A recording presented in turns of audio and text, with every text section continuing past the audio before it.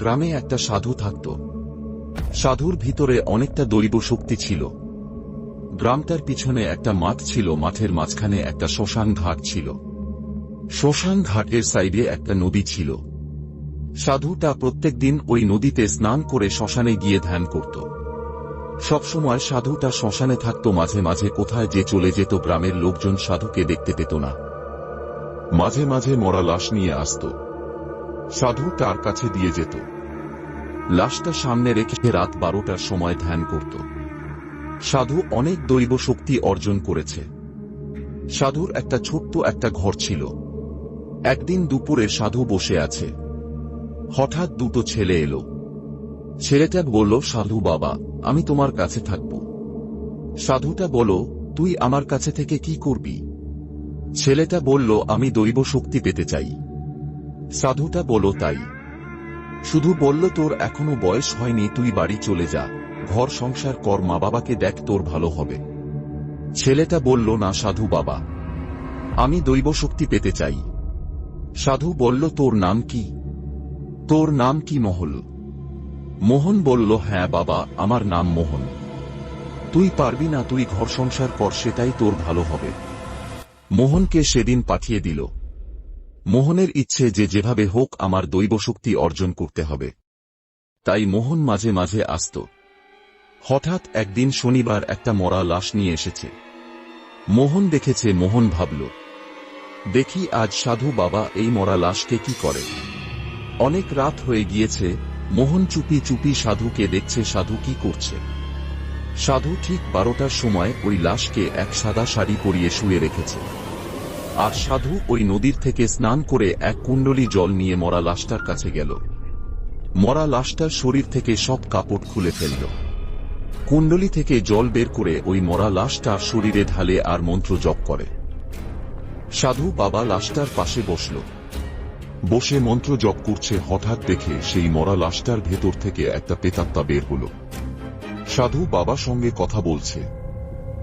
যখনই মরা লাশটার ভিতর থেকে প্রেতাত্মা বের হল, মোহন দেখতে পাচ্ছে যে মরা লাশটার ভিতর থেকে একটা অলৌকিক আলো বের হল আর সাধু বাবার সঙ্গে কথা বলতে লাগল। মোহন আর কিছুই দেখতে পাচ্ছে না, শুধু অলৌকিক আলো দেখতে পাচ্ছে। মোহনের মনে একটু ভয় ভয় লাগলো ও কিছুক্ষণ পরে ওখান থেকে চলে গেল। পরের দিন সকালে আবার সাধু বাবার কাছে গেল। সাধু বাবাকে প্রণাম করল। সাধু বাবা মোহনকে বলল, কিরে মোহন, কাল রাতে কি দেখেছিস?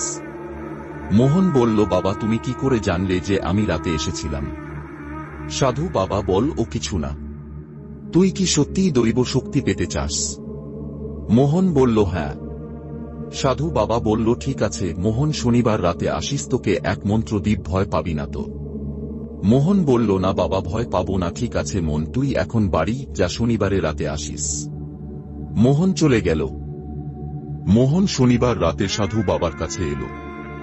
রাত 12টার সময় এক কুণ্ডলী দিয়ে মোহনকে বলল, তুই স্নান করে কুণ্ডলী ভরে জল নিয়ে আয়।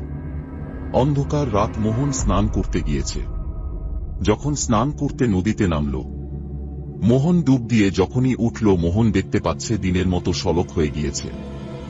হঠাৎ দেখতে পাচ্ছে নদী দিয়ে একটি মরা লাশ ভেসে আছে। মরা লাশটা মোহনের কাছে এলো। মরা লাশটা ছিল একটি মেয়ে। লাশটার শরীরে কিছুই ছিল না, মনে হচ্ছে কিছুক্ষণ আগেই মারা গিয়েছে। মোহনের খুব ভয় করছে, কাঁপছে, কথা বলতে পারছে না।